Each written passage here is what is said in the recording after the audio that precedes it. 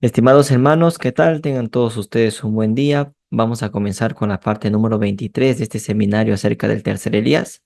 Para ello vamos a hacer una oración para que Dios nos guíe con su Santo Espíritu. Señor, te damos gracias por este día que nos das, gracias por la vida y por la salud. Perdona nuestros pecados, ten misericordia de nosotros y te pedimos también que nos ayudes a comprender el tema que vamos a tratar en este día.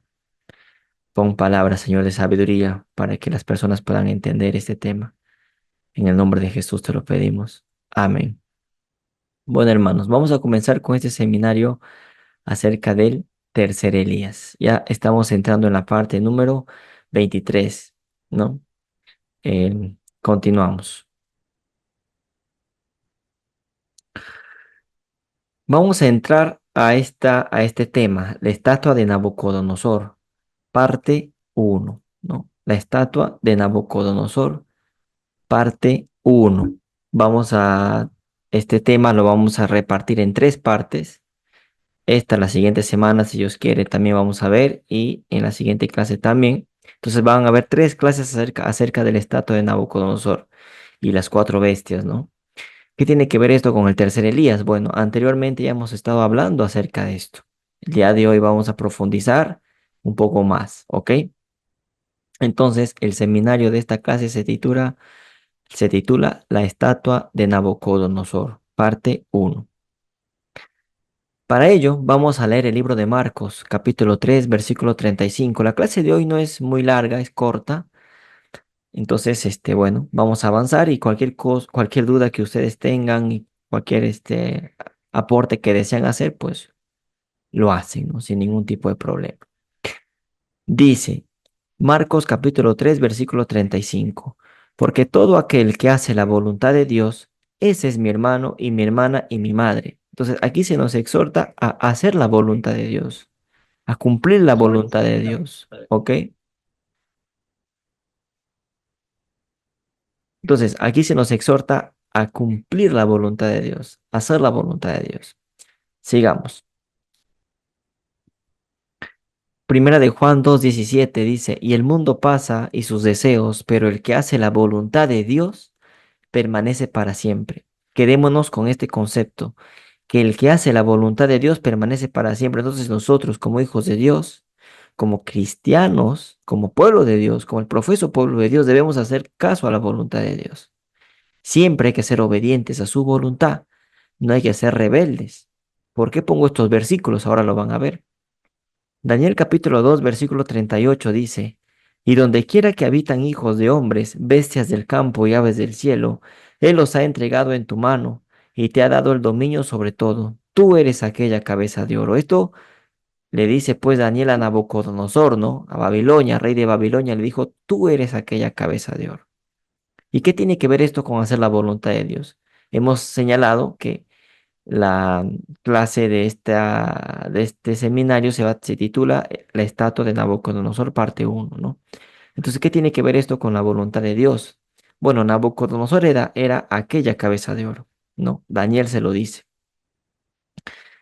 Vamos a ver entonces, ¿qué tiene que ver esto con la voluntad de Dios? Para esto vamos a hacer uso de este escrito, ¿no? Que está en Testimonios para la Iglesia, tomo 5, capítulo Necesidades de nuestras instituciones, ¿no? Es una cita de Ellen White, que dice, vi que a menos que los obreros de nuestras instituciones se sujeten a la autoridad de Dios, hay que sujetarnos a la autoridad de Dios. Habría una falta de armonía y unidad de acción entre ellos. Es decir, si no se sujetan a la autoridad de Dios, entonces no habrá armonía.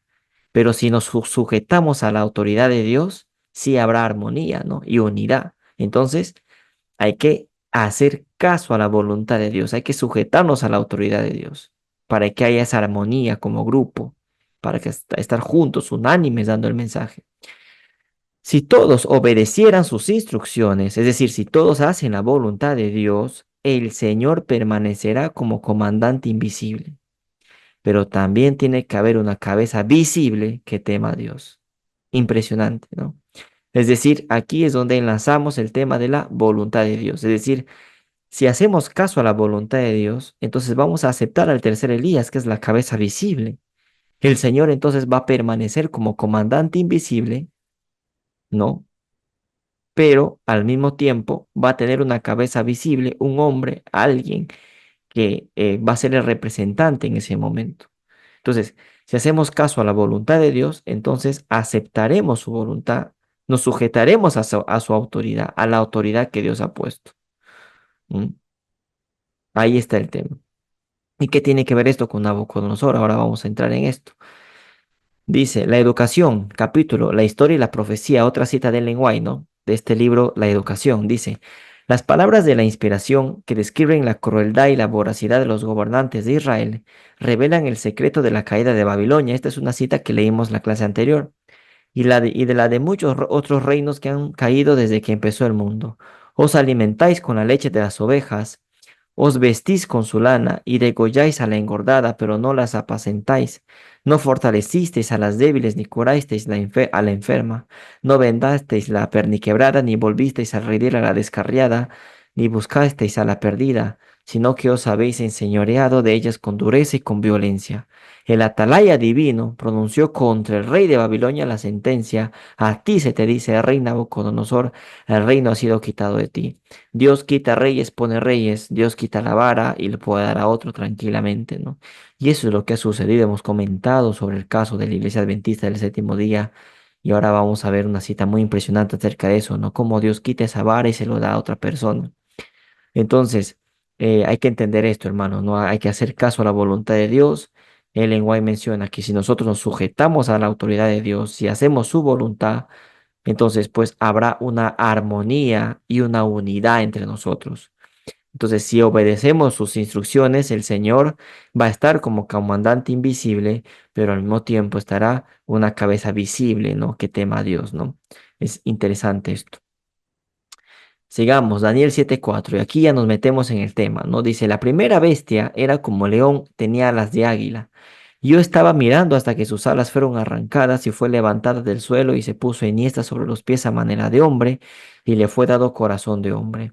Sabemos pues la interpretación clásica de esta profecía es pues que León es el imperio de Babilonia, ¿no? Se nos señala, ¿no? Que León, este león con alas de águila vendría a ser el imperio de Babilonia, que comenzó pues, digamos, aproximadamente en el 606 antes de Cristo hasta el 539 antes de Cristo, ¿no? O sea, más o menos es el periodo en el que se relata esta profecía. Y en el periodo en el que esta profecía se cumple, ¿no? Entre el 606 a.C. y 539 a.C., que es cuando el imperio de Babilonia cae bajo manos del imperio medo-persa, bajo mando de Ciro el Grande, ¿no? Entonces, pero vamos a dar otra interpretación a esto, una interpretación que también es correcta, ¿no? Porque en la palabra de Dios se nos dice que hay un león también, que es el león de la tribu de Judá, y el león de la tribu de Judá es Cristo, ¿no? Entonces, Cristo es un león y también es un hombre, porque Él es el león de la tribu de Judá. La palabra de Dios lo dice, ¿no? Cristo también es la cabeza, porque es la cabeza de la iglesia, ¿no? Cristo es la cabeza y la iglesia es su esposa. Cristo también es de oro puro, porque la misma palabra de la misma Biblia nos lo dice. Éxodo 25, 10 y 11 dice, harán también un arca de madera de acacia, cuya longitud será de 2 codos y medio, su anchura de codo y medio y su altura de codo y medio. Y la cubrirás de oro puro por dentro y por fuera, y harás sobre ella una cornisa de oro alrededor. El arca de la alianza, ¿no? El arca de la alianza. El arca de la alianza representa a Cristo también. Él es ese oro puro. Cristo es el león, Cristo es la cabeza, Cristo es el oro puro. Entonces, esta bestia de Daniel 7:4 es obviamente, ¿no? El imperio de Babilonia, pero como representante tiene a Nabucodonosor, pero también es Cristo aquí, es Cristo el que se presenta acá. El león, Cristo es un león y Cristo es un hombre, Cristo es la cabeza y que también Cristo es de oro puro. Éxodo 25:31 dice, harás además un candelero de oro puro. ¿Acaso el candelero, ¿no? Que era esta pieza que estaba dentro del santuario, en el lugar santo, ¿acaso el candelero no representa a Cristo? Porque Él es la luz del mundo, dice, ¿no? Entonces, ese candelero era de oro puro. También es Cristo, representa a Cristo. Labrado a martillo se hará el candelero, su pie, su caña, sus copas, sus manzanas y sus flores serán de lo mismo. Entonces, vemos que en Daniel 7:4 Sabemos que la interpretación clásica es Babilonia, pero también el león viene a ser Cristo. La cabeza de oro también viene a ser Cristo. Tanto el león con alas de águila como la cabeza de oro viene a ser Cristo. Cristo es la cabeza, Cristo es el león, Cristo es de oro puro. Y ya hemos dicho que Nabucodonosor también era un símbolo del tercer Elías. Entonces tienes ahí a Nabucodonosor como símbolo del tercer Elías, pero también tienes a Cristo que está detrás de Nabucodonosor. Tienes ahí a Cristo como cabeza invisible y a Nabucodonosor como la cabeza visible. ¿Se entiende? ¿Alguna duda hasta ahí, hermanos?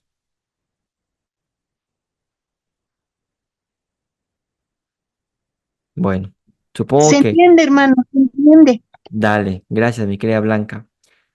Sigamos. Vamos a este libro, también a esta cita que está extraída de este libro, Testimonios para la Iglesia, tomo 7, capítulo Tome tiempo para hablar con Dios. Dice, necesitamos convertirnos diariamente. Nuestras oraciones deberían ser más fervientes. Entonces serán más efectivas. Nuestra confianza de que el Espíritu de Dios nos acompañará debería fortalecerse cada vez más, haciéndonos tan puros y santos, y tan rectos y aromáticos como los cedros del Líbano. Aquí se compara al cedro del Líbano. ¿Con quién? Con el pueblo de Dios, con el remanente de Dios. ¿Se acuerdan de ese árbol que es cortado? Queda un tocón, un retoño. Ese retoño, una vez que comienza a florecer, ¿no? Ese cedro del Líbano, acá en esta cita se compara al pueblo de Dios con el cedro del Líbano, porque el pueblo de Dios tiene que ser puro, tiene que ser santo, ¿no? Tienen que hacer oraciones que son fervientes, ¿no? Entonces, aquí Ellen White está comparando el cedro del Líbano con el pueblo de Dios, con ese remanente y también, como no, como los 144,000 también, el cedro del Líbano, ¿no? Entonces, vamos a la palabra de Dios. Segunda de Reyes 19:23 dice, por mano de tus mensajeros has vituperado a Jehová y has dicho, con la multitud de mis carros he subido a las alturas de los montes, a lo más inaccesible del Líbano, cortaré sus altos cedros, sus cipreses más escogidos, me alojaré en sus más remotos lugares, en el bosque de sus feraces campos, ¿no? Se compara este cedro del Líbano, ¿no? Sigamos, Ezequiel 31, capítulo 2, versículo 3, 6, 8, 9 y 18. Vamos a leer estos versículos con cuidado, ¿no? Dice, bueno, en el versículo 23 está hablando, vamos a leer de nuevo el versículo 23 para poder entenderlo. Dice, por mano de tus mensajeros has vituperado a Jehová y has dicho, con la multitud de mis carros he subido a las alturas de los montes, a lo más inaccesible del Líbano, o sea, aquí se compara el Líbano con el pueblo de Dios. O sea, aquí el que está hablando es un enemigo de Israel. El que está hablando aquí es un enemigo de Israel. Si no me equivoco, es un rey sirio el que está hablando acá, que va a ir contra Israel. Y por eso dice que llegará a lo más inaccesible del Líbano. O sea, este rey sirio está comparando el Líbano como el pueblo de Israel. Cortaré sus altos cedros, como diciendo, voy a ir y voy a atacar a Israel, voy a cortar a Israel, ¿no? Está comparando a Israel con el Líbano, como el cedro, como el ciprés, ¿no? Es decir, está comparando el Líbano con el pueblo de Israel, con el pueblo que era el pueblo de Dios en esa época, ¿no?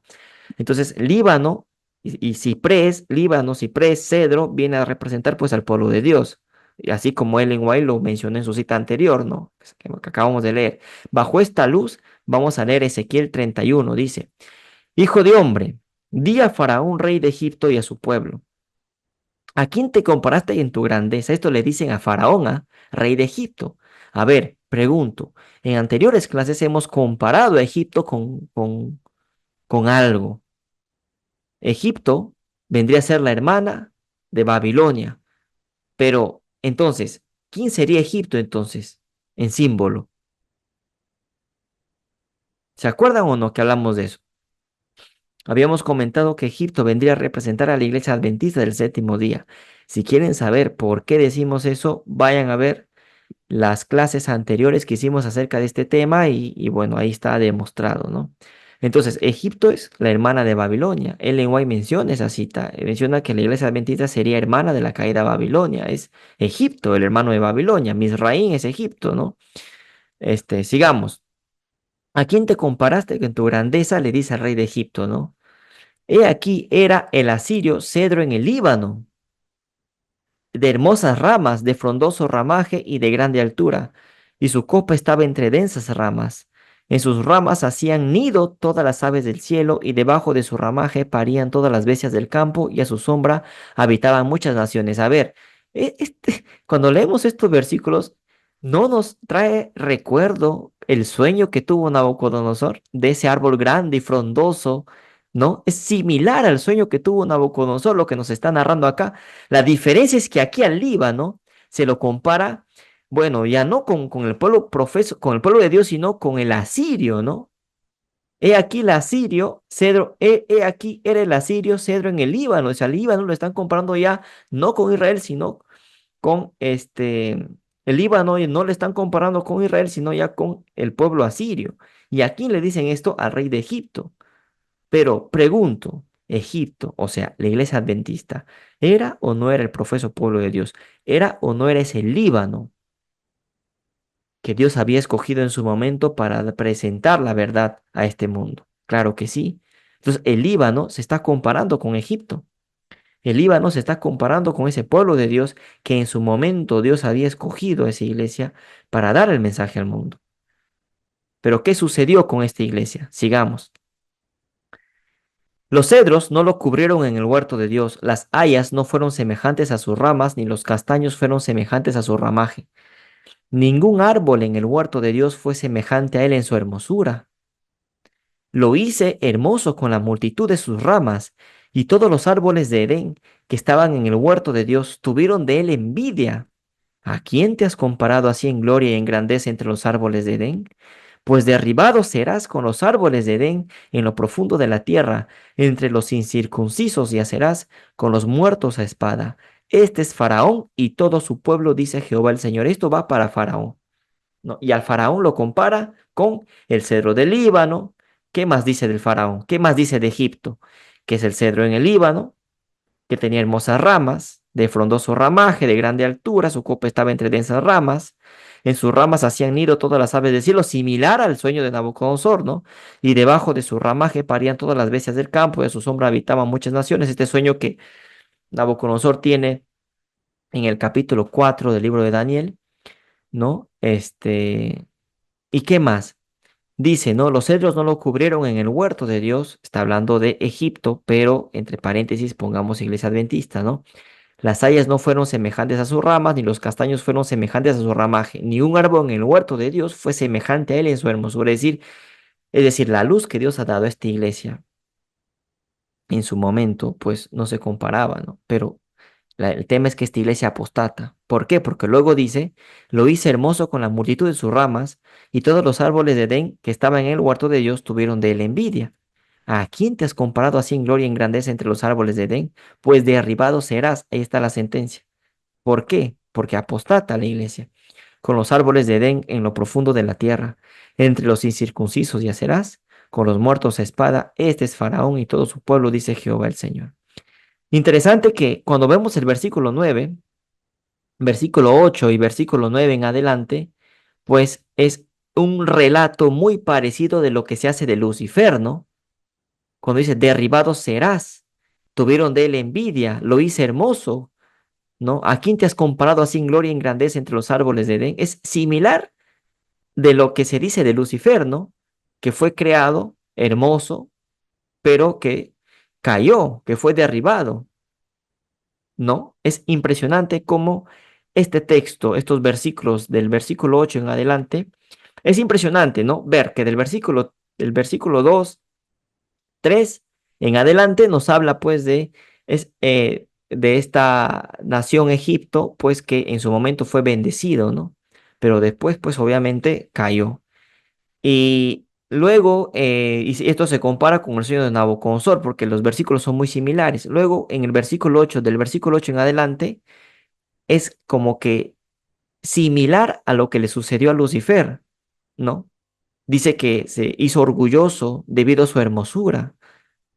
Por el huerto de Dios se paseaba, entre piedras de fuego, ¿no? Estaba, dice él. ¿Ah? Pero al final da sentencia contra él, pues derribado serás con los árboles de Edén, ¿no? Entonces, impresionante, ¿no? Como la sentencia aquí para Egipto para la iglesia adventista nominal, me refiero, pues es muy similar a la sentencia que Dios hizo contra Lucifer. Vayan y lean Ezequiel 28, pues, van a ver que la literatura, la prosa es similar, ¿no? En estos versículos. Daniel capítulo 4, versículo 12 y 21 dice, su follaje era hermoso y su fruto abundante. Este es el sueño de Nabucodonosor. Y había en él alimento para todos. Debajo de él se ponían a la sombra las bestias del campo y en sus ramas hacían morada las aves del cielo. Y se mantenía de él toda carne, cuyo follaje era hermoso y su fruto abundante, y en que había alimento para todos, debajo del cual moraban las bestias del campo y en cuyas ramas anidaban las aves del cielo. Es similar, lo que estamos leyendo aquí es muy similar a lo que leímos en Ezequiel 31, ¿no? Bueno, Ezequiel 28, ¿no?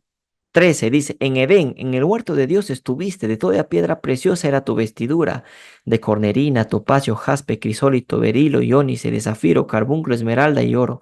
Los primores de tus tamboriles y flautas estuvieron preparados para ti en el día de tu creación. Este versículo también es muy similar cuando se habla de Lucifer a partir del versículo 8 en adelante, ¿no? En Ezequiel 31. Entonces, interesante, ¿no? Ezequiel 31, el lenguaje que utiliza en Ezequiel 31 es similar a lo que se utiliza en Daniel 4 y en Ezequiel 28. Impresionante. Nota, habíamos dicho, ¿no? Egipto y su faraón representan a la iglesia adventista del séptimo día y sus líderes de la denominación respectivamente. Es decir, la iglesia adventista era ese cedro del Líbano que en su momento Dios había escogido como su remanente, pero al final apostató y cayó. Y por lo tanto vendrá otro remanente, pues el remanente del remanente. Es el tocón, el retoño, ese árbol frondoso era la iglesia adventista. Luego eso tuvo que ser cortado y de eso tuvo que salir un retoño, otro remanente, un tocón para dar el mensaje de la verdad presente final al mundo. Oseas capítulo 9, versículo 13, dice, Efraín era el primogénito, según veo es semejante a Tiro, situado en lugar delicioso, pero Efraín sacará a sus hijos a la matanza. ¿Quién es Efraín? Efraín era el primogénito, era la tribu más importante del reino del norte de Israel. Entonces, es interesante ver cómo Efraín siendo el primogénito, pues Dios le dio esas bendiciones a Efraín, por Efraín, la tribu de Efraín en este caso no supo aprovechar esas bendiciones que Dios le dio. Efraín es el primogénito, la iglesia adventista es el primogénito, porque Dios le dio de bendiciones, pero no lo aprovechó. Por lo tanto, otro tomará esa vara, otro tomará ese lugar. Entonces, Efraín es desechado, ¿no? Así como Egipto es desechado. Entonces Efraín y Egipto vendrían a representar a la iglesia adventista, a ese primogénito que Dios escogió, así como en su momento el hermano de Jacob, Esaú fue el primogénito, pero lo desechó. ¿Por qué? Porque apostató, porque no hizo la voluntad de Dios, ¿no? Entonces así Efraín también fue desechado, Egipto también fue desechado, ¿no? Así la iglesia adventista también lamentablemente fue desechada, ¿no? La iglesia nominal. Vamos a este libro, Profetas y Reyes, capítulo Librados de Asiria. Dice, grande fue la gloria del reino asirio, y grande fue su caída. El profeta Ezequiel, llevando más adelante la figura de un noble cedro, hemos dicho que el cedro representa al pueblo de Dios, predijo claramente la caída de Asiria por causa de su orgullo y de su crueldad. Declaró, por tanto, así dijo el Señor Jehová, puso su cumbre entre densas ramas, y su corazón se elevó con su altura. Yo lo entregaré en mano del fuerte de las gentes, que de cierto le manejará. Por su impiedad lo he arrojado. Y le cortarán extraños los fuertes de las gentes y lo abandonarán. Sus ramas caerán sobre los montes y por todos los valles y por todas las arroyadas de la tierra serán quebrados sus ramos. E iránse de su sombra todos los pueblos de la tierra y lo dejarán. Sobre su ruina habitarán todas las aves del cielo y sobre sus ramas estarán todas las bestias del campo, para que no se eleven en su altura los árboles todos de las aguas. Así ha dicho el Señor Jehová. El día que descendió a la sepultura, hice hacer luto y todos los árboles del campo se desmayaron, del estruendo de su caída hice temblar las gentes. El orgullo de Asiria y su caída habían de servir como lección objetiva hasta el fin del tiempo. O sea, esto es una lección para nuestro tiempo, para nosotros. ¿Y con quién compara al imperio asirio? Con la figura de un noble cedro, como si fuera pues el cedro con qué se compara también con el pueblo de Dios. Entonces, con el profeso pueblo de Dios. O sea, ¿qué quiere decir esto? Dios escoge a una iglesia para que, a su pueblo, para que haga una obra, pero ellos fracasan. Ellos fracasan. Ese cedro tuvo que ser cortado, juicio, juzgado. Eso sucedió en el 2001 con las Torres Gemelas. Cae, ¿no? Ese cedro cae, pero queda un tocón, un retoño, un renuevo, ¿no? Entonces, eso es una lección para nosotros, ¿no? Que no nos sintamos seguros, por pertenecer a la iglesia adventista. O sea, el hecho de que pertenezcas a la iglesia adventista no te va a hacer salvo. Si no escuchas, si no aceptas el mensaje del cuarto ángel, si no vives la fe, si no la practicas, no vas a ser salvo. Eso hay que tener en cuenta. Y eso también es un mensaje para nosotros. Acerca de las naciones de la tierra que hoy se levantan con arrogancia y orgullo contra él, Dios pregunta: ¿a quién te has comparado así en gloria y en grandeza entre los árboles de Edén? Pues derribado serás con los árboles de Edén en la tierra baja. Sigamos.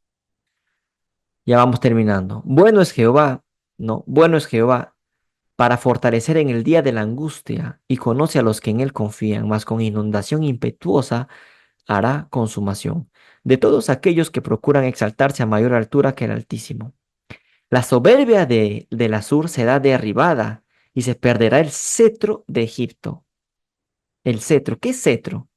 El cetro es una vara, es una vara. El cetro es una vara. ¿Y la vara qué simboliza? El que tiene la vara, el que tiene la responsabilidad, el ungido de Dios, ¿verdad? Eso ya lo vimos, la vara de Aarón, ya, la vara del sacerdote, ya lo vimos eso anteriormente.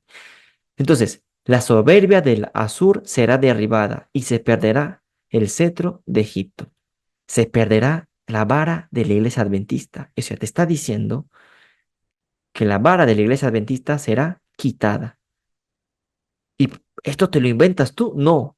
Ellen White lo dice. Dice, esto se aplica no solo a las naciones que se levantaron contra Dios en los tiempos antiguos, sino también a las naciones de hoy que no cumplen el propósito divino. Es para nuestros tiempos esto. Es para nuestros tiempos. En el día de las recompensas finales, cuando el justo juez de toda la tierra haya de zarandear las gentes, juicio a los vivos, y se deje entre la ciudad de Dios a los que guardaron la verdad. Las bóvedas del cielo repercutirán con los cantos triunfantes de los redimidos, declara el profeta. Vosotros tendréis canción, como en noche en que se celebra Pascua, y alegría de corazón como el que va con flauta para venir al monte de Jehová, al fuerte de Israel. Y Jehová hará oír su voz potente, porque Asur que hirió con palo, con la voz de Jehová será quebrantado. La voz, ¿quién es esa voz de Jehová? Dios escogió a alguien para dar un mensaje, ¿no? Y en todo paso habrá madero fundado, que Jehová hará hincar sobre él con tamboriles y vihuelas. Impresionante. Se perderá el cetro de Egipto, nos dice este texto. Y todo este en el contexto de juicio, ¿no? Y hemos visto que Egipto es la iglesia adventista del séptimo día.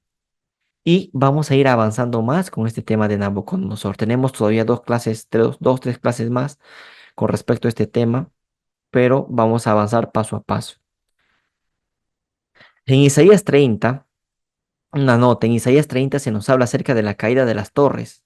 Entre paréntesis vendría a ser las torres gemelas, porque hay un paralelo en lo que dice con lo que sucedió, ¿no?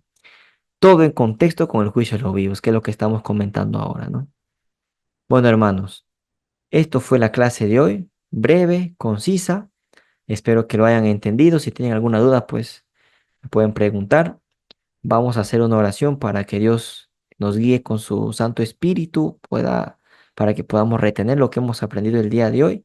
Y también recomendarles, antes de terminar, recomendarles que vayan a la página web del Gran Engaño y al canal de YouTube de Víctor San Vicens, pues para que puedan ver muchos otros temas aparte del que estamos presentando ¿no? Hoy en día. Bueno, vamos a hacer una oración para que Dios, pues, bendiga este seminario, hermanos, ¿ok? Vamos a orar. Señor, te damos gracias por este día, por el día que nos has dado. Te pedimos que lo aprendido en este día se grabe en nuestras mentes y en nuestros corazones. Perdona nuestros pecados, Señor, nuestras iniquidades. Te lo pedimos en el nombre de Jesús. Amén.